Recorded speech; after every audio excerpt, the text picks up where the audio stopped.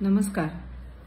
बीडचे सरपंच संतोष देशमुख यांची अत्यंत निर्घुणपणे हत्या झाली आणि तेव्हापासून हे जे प्रकरण आहे ते गाजते आहे आणि खूप तापलेली आहे। या प्रकरणात वाल्मिक कराड यांचे निकटवर्ती म्हटले गेलेले धनंजय मुंडे ही दोन व्यक्तिमत्व यांच्याबद्दल खूप वाद सुरू आहे आणि यांच्याबद्दल रोज नवीन नवीन माहिती आहे।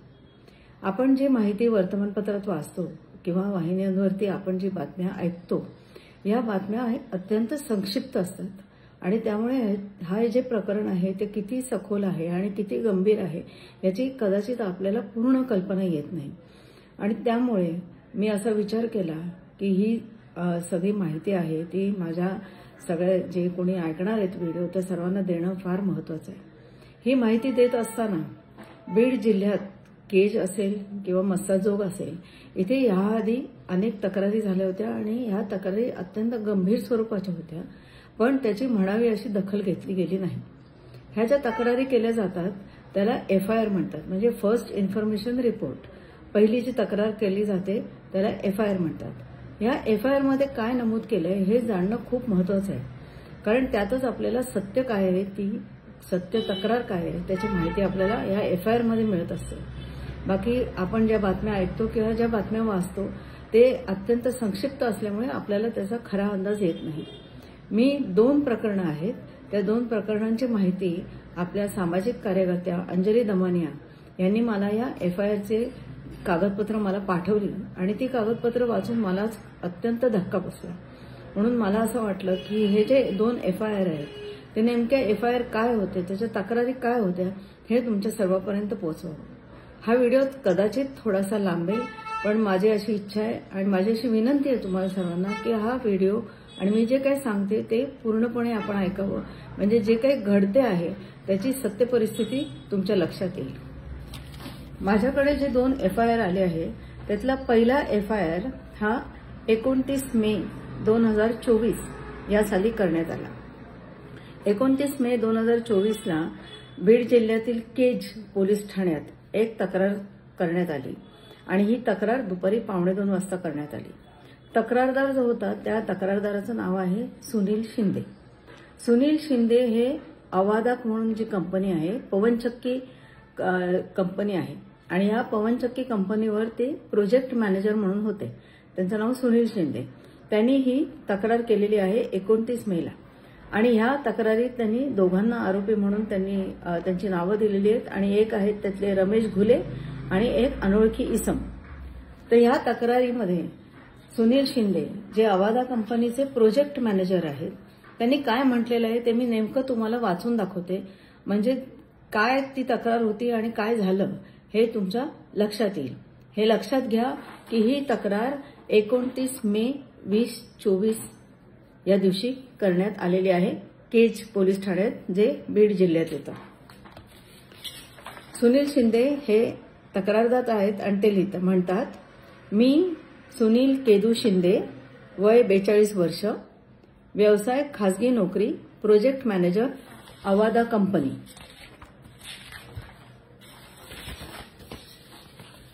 मी अवादा कंपनीमध्ये प्रोजेक्ट हेड आहे। मस्साजोग विडा भागात पवन ऊर्जा प्रकल्पाकरता जमीन अधिग्रहणाचे काम सुरू असून सदर कामावर मी प्रोजेक्ट हेड आहे। माझी गाडी 28 मे रोजी सकाळी 10:30 वाजता माझी गाडी मी स्वतः चालवत 11 वाजण्याच्या सुमारास मस्साजोगच्या पुढे बंद टोल नाक्याच्या पुढे जात होतो तेव्हा एक पांढऱ्या रंगाची 4 चाकी स्कॉर्पिओ गाडीने माझ्या गाडीला ओव्हरटेक केले आणि इशारा करून मला थांबायला सांगितले। त्या स्कॉर्पिओ गाडीतून 6 इसम खाली उतरले। ते 6 इसम माझ्या गाडीजवळ आले। त्यांनी माझी ओळख विचारली आणि मी अवादा कंपनीत काम करतो हे त्यांना कळल्यावर त्यांनी मला माझ्या गाडीतून खाली उतरवलं आणि त्यांच्या गाडीत बसण्याची बळजबरी केली। त्यापैकी एका व्यक्तीने त्याच्याजवळील गावठी कट्टा याचा मला धाक दाखवला आणि मला त्या स्कॉर्पिओ गाडीत बसवलं। त्यानंतर केज शहरातून धारूर रोडने टोल नाक्याच्या पुढे गेल्यावर तिथे एक हॉटेल आहे आणि त्या हॉटेलमध्ये त्यांनी मला नेलं। त्या हॉटेलमध्ये घेऊन गेल्यावर त्यांनी हॉटेलचं शटर बंद केलं आणि ते म्हणाले की तुम्ही आमच्या तालुक्यामध्ये आम्हाला न विचारता पवनचक्कीच्या जागेचे अधिग्रहण व रोडचे काम कसे काय सुरू केले. मला त्यांनी त्यावेळी शिवीगाळ केली. आम्हाला तुमच्या कंपनीचे जमीन अधिग्रहण, रोड तयार करणे आणि इत्यादी सर्व कामं करायला द्यावी लागतील. ही कामे आम्हाला दिली नाही तर आम्ही तुमचे कोणतेही काम होऊ देणार नाही, अशी धमकीही त्यांनी मला दिली, असं शिंदे लिहित आहेत. त्यानंतर त्यांनी माझ्याकडे मला विचारलं की माझे वरिष्ठ कोण आहेत, कोण माझे वरिष्ठ आहेत जे अधिग्रहणाच्या बाबतीत हे सर्व बघतात. आणि म्हणून मी त्यांना पोटे यांचं नाव सांगितलं, आमच्या पोटे सरांचं नाव सांगितलं. मग मला असं कळलं की ते जे इसम मला घेऊन आले होते आणि त्या हॉटेलमध्ये मला ठेवलं होतं त्यापैकी एकाचं नाव होतं रमेश घुले. या रमेश घुलेंचं नाव त्यांनी तक्रारीत दिलेलं आहे. त्याच्यानंतर मी जमीन अधिग्रहणाकरता आमच्या कंपनीचे मध्यस्थी असणारे सुधीर पोटे सर यांना फोन केला. सुधीर पोटे सर यांना फोन केल्यानंतर ह्या इस्मांनी सुधीर पोटे यांना भेटण्यास सांगितले. भेटण्यास सांगितल्यावरती असं ठरलं की भगवानगड जो आहे त्या भगवानगडाच्या जवळपास कुठेतरी त्यांनी येऊन भेटायचं. म्हणजे पोटे सर या लोकांना, या इस्मांना ज्यांनी यांना उचलून नेलं होतं त्यांना येऊन भेटायचं. मला माजलगाव मार्गे भगवानगडाकडे हे लोक घेऊन गेले. माझ्यासोबत 10 ते 12 इसम होते. थोड्या वेळाने तेथे पोटे सर त्यांच्या खासगी गाडीने आले. त्यानंतर रमेश घुले हा पोटे सर यांना म्हणाला की तुम्ही आमच्या तालुक्यामध्ये पवनचक्की करण्याकरता आम्हाला न विचारता जमिनी घेता, कामं करता. तुम्ही आम्हाला विचारून काम करायला पाहिजे. तुम्हाला जर काम करायचे असेल तर मला 2 कोटी रुपये द्यावे लागतील.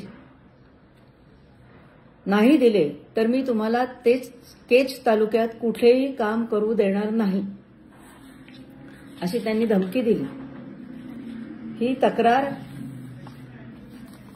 आवादाचे प्रोजेक्ट मॅनेजर जे होते सुनील शिंदे यांनी 29 मे 2024 या दिवशी केलेली आहे. आणि तक्रार कोणाविरुद्ध आहे? रमेश घुले आणि ही जे अनोळखी इसम जे त्यांना घेऊन गेले गाडीतून कुठल्या तरी हॉटेलमध्ये, शटर बंद केलं आणि मग पोटे सरांना बोलवलं आणि मग पोटे सरांना सांगितलं की तुम्ही आम्हाला ही सगळी कामं आम्हाला द्या, आम्हाला देणार नसाल तर आम्हाला 2 कोटी रुपयाची खंडणी द्या. ही तक्रार केल्यानंतर ह्या तक्रारीची काय चौकशी झाली, किती चौकशी झाली, आपल्याला काहीच कल्पना नाही. ही घटना घडल्यानंतर, म्हणजे ही घटना मे मध्ये घडली 29 मेला, त्याच्यानंतर आणखीन एक तक्रार आली आणि ही तक्रार बीड जिल्ह्यातच परळी पोलीस ठाणे जे आहे त्या परळी पोलीस ठाण्यात दुसरी एक तक्रार करण्यात आली आणि हे तक्रारदार होते महादेव उद्धव गीते. महादेव उद्धव गीते हे प्लॉट पाडतात आणि प्लॉट विक्रीचं काम करतात. म्हणजे प्लॉट पाडायचे जमिनीचे आणि ते प्लॉट विकायचे हे त्यांचं काम होतं. त्यांनी 3 जुलै 2024 रोजी तक्रार केलेली आहे आणि ह्या तक्रारीत त्यांनी कोणाची नावं घेतली आहेत?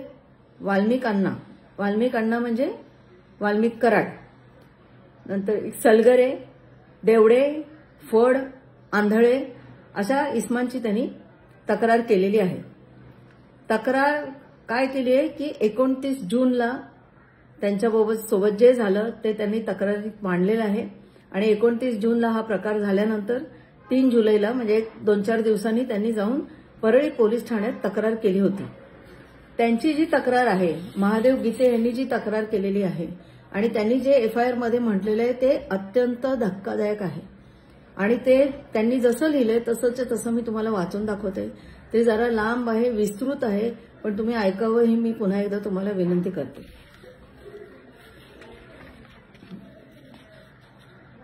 मी प्लॉटिंगचा धंदा करतो व मी, माझी पत्नी व 3 मुले असे मिळून राहतो. 29 जून 2024 रोजी दुपारी 4 ते 5 वाजण्याच्या सुमारास बापू आंधळे, सोमनाथ सलगरे, सनी देवडे हे तिघे माझ्या घरी आले. मी घरात जाऊ लागलो असताना ते आलेले मी त्यांना पाहिले. हे तिघे येत असल्याचे पाहून मी घराचे बाहेरच थांबलो. ते तिघे मला म्हणाले की तुला वाल्मिक अण्णांनी बंगल्यावर बोलवले आहे, आम्ही तुला घ्यायला आलो आहोत. मी जाण्यास नकार दिला. ते म्हणाले तू आला नाही तर तुला मारून टाकायला सांगितले आहे. तुला संध्याकाळी कळेल. ते तिघे तिथून निघून गेल्यावर मी घराच्या बाहेरच थांबलो होतो. ते तिघे निघून गेल्यानंतर साधारण 1 तासाने मला माझा शेजारी बाबासाहेब सातबाई यांचा माझ्या मोबाईलवर फोन आला आणि ते म्हणाले की 15 ते 20 लोक तुला मारायला येणार आहेत. तू घराच्या बाहेर जाऊ नको. मी म्हणालो ठीक आहे. त्यानंतर मी घरात जाऊन बसलो. त्यानंतर साधारण 1 ते 1.5 तासाने म्हणजे सायंकाळी 6:30 वाजण्याच्या सुमारास मला बाहेरून शिवीगाळ केलेली ऐकू यायला लागली. त्यापैकी एकाने एक वीट दरवाजावर भिरकावली, पण मी बाहेर आलो नाही. ते साधारण 15 ते 20 जण होते. मी बाहेर न आल्यामुळे त्यांच्यापैकी एकाने हवेत पिस्तूल फायर केलं, म्हणजे हवेत गोळीबार केला. एवढे करूनही मी बाहेर आलो नाही म्हणून मी भाड्याने आणलेली व माझ्या घराच्या दरवाजावर उभी केलेली स्कॉर्पिओ गाडीची त्यांनी तोडफोड करायला सुरुवात केली. ती तोडफोड माझ्या गाडीची सुरुवात करायला लागल्यावरती मी बाहेर आलो. तेव्हा माझ्या दारात बापू आंधळे होता. त्याच्या हातात पिस्तूल होती. त्याने मला शिव्या देण्यास सुरुवात केली आणि माझ्या छातीत जोरात बुक्की मारली. मी थोडासा मागे सरकलो तेव्हा मला बापू आंधळेच्या मागे आणखी काही जण होते हे दिसले. त्यांच्या पण हातात कोयता आणि पिस्तूल होते. बापू आंधळेने परत हवेत एक गोळी झाडली आणि मला पुन्हा शिव्या घालायला लागले. शिव्या घालण्यास सुरुवात केली. त्यांनी पुन्हा फायरिंग सुरू केली. त्यापैकी एक गोळी माझ्या पोटात लागली. मला लगेच कळले की माझ्या पोटात गोळी लागलेली आहे. त्यामुळे मी खाली वाकलो आणि बसलो. त्याच्या पाठीमागे असल्यापैकी कोणी मला गोळी मारली हे काही मला कळलं नाही. या 6 जणांच्या पाठीमागे इतर 10 ते 15 अनोळखी जण होते. गाडीवर विटा मारत होते. नाव सांगितलेल्या 5-6 जणांपैकी कोणीतरी म्हणाले, अण्णांनी जे सांगितलंय ते कर. नंतर थोड्या वेळात त्यांच्या फायरिंगमधून एक गोळी सुटली आणि ती बापू आंधळीला लागली. तो खाली पडला. त्यानंतर हे सर्वजण पळून गेले. नंतर मी फोडलेली स्कॉर्पिओ गाडी काढली. मला दवाखान्यात जायचे होते म्हणून मी स्कॉर्पिओ घेऊन जलालपूर ते टोकवाडी मार्गे साकूरच्या पुढे गेलो. रक्तस्राव जास्त होत असल्याने मला गाडी चालवताना चक्कर आली. मी गाडी ब्रेक केली. पाठीमागून एक गाडी येत होती. मी ब्रेक केल्यामुळे त्याने पण मागे ब्रेक मारला. माझ्या गाडीची अवस्था बघून त्या गाडीच्या चालकाने मला विचारले काय झालं. त्या गाडीमध्ये 2 जण होते. त्यांना मी सांगितलं की माझा ऍक्सिडेंट झाला आहे आणि मला हॉस्पिटलमध्ये पोचवा. तेव्हा ते म्हणाले की तुमच्या कुटुंबातल्या कोणाचा तरी मोबाईल नंबर द्या. मी त्यांना माझ्या धरूरच्या मित्राचा मोबाईल नंबर दिला. त्या अनोळखी लोकांनी रोहित गायकवाडला फोन करून माहिती दिली. रोहित गायकवाड त्यांना म्हणाला की महादेवला केजच्या सरकारी दवाखान्यात घेऊन जा. नंतर मी बेशुद्ध झालो. त्यांनी मला केजच्या दवाखान्यात नेले. तिथून अंबेजोगाई सरकारी दवाखान्यात आणले. भांडणाच्या वेळेस गोट्याने कोयत्याने उजव्या हातावर वार केलेला होता. मी व माझ्या परिवाराच्या जीवाला धोका आहे. माझ्यावर जीवे मारण्याचा हल्ला करण्यात आला आहे. ज्यांनी हा हल्ला केला त्यांच्यावर कारवाई करावी. ही जी तक्रार आहे ही 3 जुलै 2024ला झालेली. म्हणजे पहिली तक्रार ही आवादाच्या प्रोजेक्ट मॅनेजरने केली. ती तक्रार मेमध्ये झाली. त्याच्यानंतर परळीमध्ये पोलीस स्टेशनमध्ये महादेव गीते हे जे प्लॉट पाडण्याचं वगैरे काम करायचे ते त्यांना पण अशाच धमक्या देण्यात आल्या. अण्णांनी बंगल्यावर बोलवलंय म्हणून सांगितलं आणि त्यांनी ही तक्रार 3 जुलैला केली. म्हणजे मे मध्ये केलेली तक्रार आणि जुलैमध्ये तर केलेली तक्रार आणि इतर अनेक तक्रारी यांची जर दखल घेतली असती तर डिसेंबरमध्ये मस्साजोगचे जे सरपंच ज्यांचा अत्यंत निर्गुणपणे हत्या झाली, ज्यांचा अत्यंत वाईट तऱ्हेने ज्यांचा मृत्यू झाला, हा मृत्यू झाला नसता. 2-2 तक्रारी होऊन 3-3, 4-4 तक्रारी होऊन सुद्धा कारवाई का झाली नाही हा प्रश्न आहे. पोलीस गप्प का राहिले हा प्रश्न आहे. या सर्वांना पाठीशी कोण घालत होतं हा प्रश्न आहे. आणि आज सुद्धा कोणालाही खात्री नाहीये की कारवाई व्यवस्थित होईल. ही आपली परिस्थिती आहे. आणि हा FIR वाचून दाखवण्याचं महत्त्व याच्यासाठी आहे की हे किती गंभीर आहे की इतके विस्तृतपणे जर तक्रारी 2 गेलेल्या आहेत. एकाला गाडी आडवी घालतात, त्याला हॉटेलमध्ये डांबून ठेवतात, त्याच्याकडे खंडणी मागतात, त्यांना सोडत नाही, तुम्हाला मी बघून घेऊ म्हणून सांगतात. दुसऱ्याच्या घरी जाऊन त्याच्यावरती हल्ला करतात, त्याची गाडी फोडतात, त्याच्यावर गोळ्या झाडतात. सगळे आलेले 15-20 जणांच्या हातात कोयते आणि पिस्तुली आहेत. इतकी वाईट परिस्थिती आहे, इतके गंभीर गुन्हे दाखल आहेत, पण तिथे बीड जिल्ह्यात केजमध्ये आणि इथे परळीमध्ये आणि मस्साजोगला कारवाई झाली नाही. अशी ही गंभीर परिस्थिती आहे. म्हणून मी हा खास व्हिडिओ केला, कारण हा FIR मध्ये जे म्हटलेलं आहे हे तुमच्यापर्यंत पोहोचवणे गरजेचं आहे.